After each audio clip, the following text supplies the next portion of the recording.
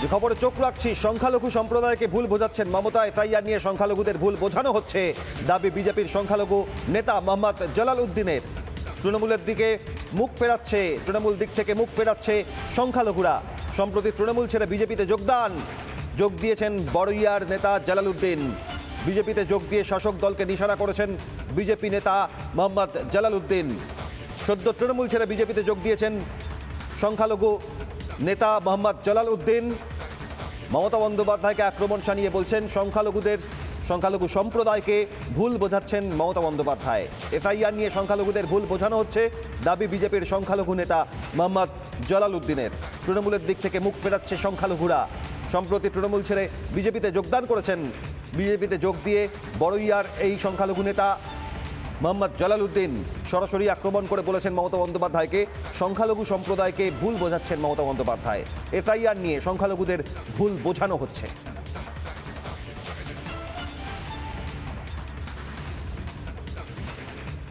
সংখ্যালঘু সম্প্রদায় তাদের বারবার বিভ্রান্তের মধ্যে ফেলা হচ্ছে, ভুল বোঝানো হচ্ছে।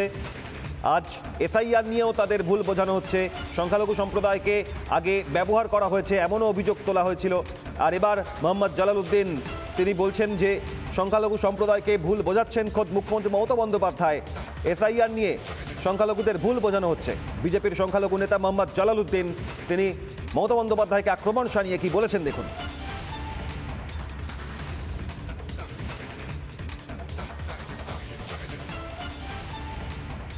30 এপ্রিল আমার বাবা ভোট দিয়েছে, মৃত্যুর 2 বছর পরে তৃণমূলকে ভোট দিয়ে আবার গিয়ে কবরে শুয়ে পড়লেন।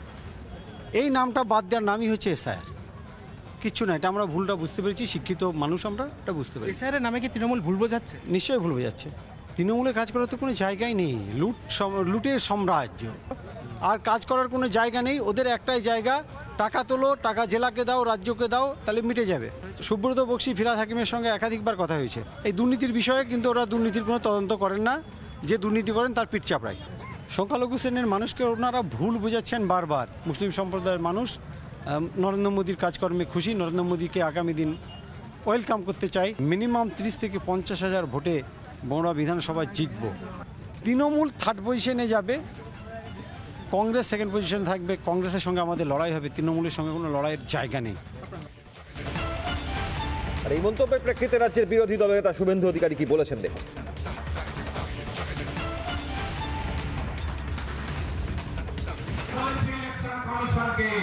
34 লক্ষ মৃত, ইতর নাম রাখতে আপনি পারবেন না। যতই চেষ্টা করুন বিডিও বাবু, ডিএম বাবু, মমতা ব্যানার্জির হয়ে যতই চেষ্টা করুন, মৃত নাম থাকবে না।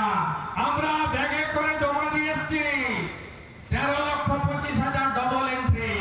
3 জায়গায় 4 জায়গায় নাম 13,25,000। এই নাম একটা জায়গায় থাকবে, বাকি জায়গায় কাট। ভুয়া ভোটার, ফেক ভোটার থাকবে না। আর বাংলাদেশ থেকে যে অনুপ্রবেশকারী এসেছেন তাদের নাম থাকবে না। আমি মুর্শিদাবাদের মুসলমানদেরকে ধন্যবাদ জানাই, এই প্রথম তারা মমতার টুপিটা পরেনি।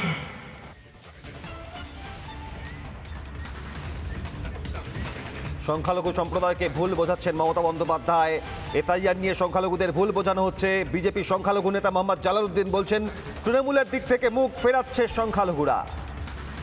সম্প্রতি তৃণমূল ছেড়ে বিজেপিতে যোগদান করেছেন তিনি, এবং তারপর তার বক্তব্য সংখ্যালঘু সম্প্রদায়কে লাগাতার ভুল বোঝানো হচ্ছে।